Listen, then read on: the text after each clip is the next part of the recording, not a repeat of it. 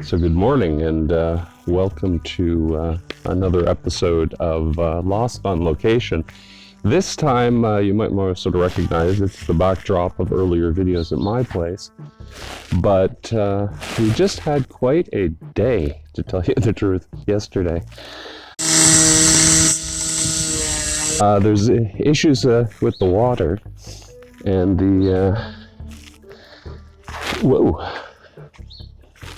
the city spent the better part of yesterday digging an enormous trench.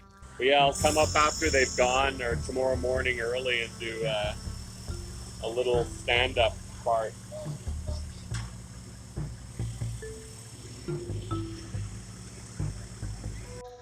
Yeah, they ran this enormous trench. You can follow those cones all the way across with a little bit of space where they didn't cut into the road. All the way to the other side of the street. And I made a big mistake, to tell you the truth. I should have embraced the moment and been out recording the whole time. Although later I got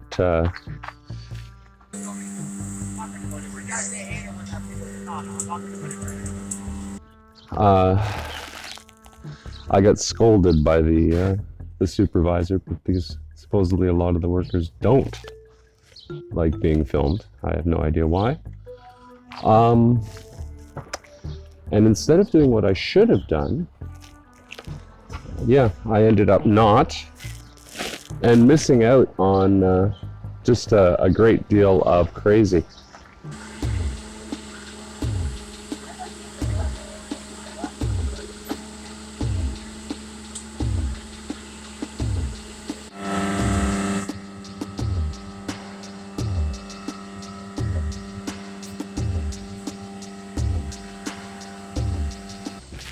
They got this big ladder coming up and no end of just nuttiness. And I should have jumped on it, but I didn't because I got so pissed off because I was trying to do some other stuff that I lost sight of the bigger picture. And what can you do? Anyway, it's the day after, day of aftermath, and and we're looking at the results. Water is all fixed. Supposedly what had happened is that work that should have been done 20 years ago never was. And the building I'm in was experiencing massive problems with water pressure. C'est la vie, it's the way it goes. What am I going to be doing? I'm planning on going out to see if my barber is operating again, because it turns out the stores were finally reopened a couple of days ago. We'll see how long that lasts. But in the meantime, I might have a chance to have my hair properly cut the first time in a year or so. I've been sort of doing it myself with mixed results. Might be part of the reason why I'm always wearing a hat. But no, it's not that bad. This is my barber. None of these businesses are open, unfortunately. So I guess the retail, as you can see, like a place like this is. Anyway, things are starting to pick up. It looks like it's going to be a glorious day today, so I am going to go out and do some more shooting.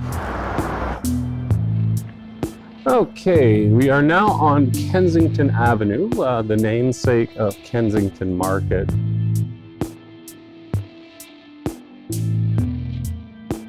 One of the key streets with the most businesses on it. This street is particularly known for, as you'll be seeing, used and sort of ethnic clothing, including one of the most famous, Courage My Love. Really well-known one in the blue. Last Temptation, which is famous bar, but you can see with the cannabis that It's gone from sort of hippie clothing to the direct source. It's nice to see some of the places have opened up. The owners must be very, very happy.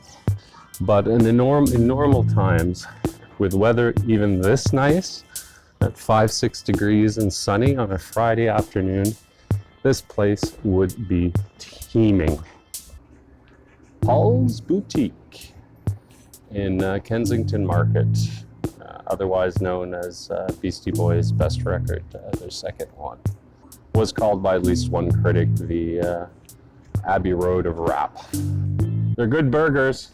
I'm gonna cut through the alleyways, mostly because it's probably quieter and not as windy.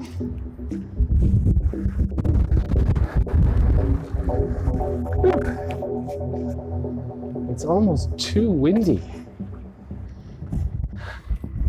Mother of sweet Jane. This is what I used to call Viking weather when I was a kid. So I thought I'd take advantage while I was here to the wonderful backgrounds. Here we'll change sides, and hopefully you can see a bit of the graffiti. Get over here and you can take a look. Our little squirrely world.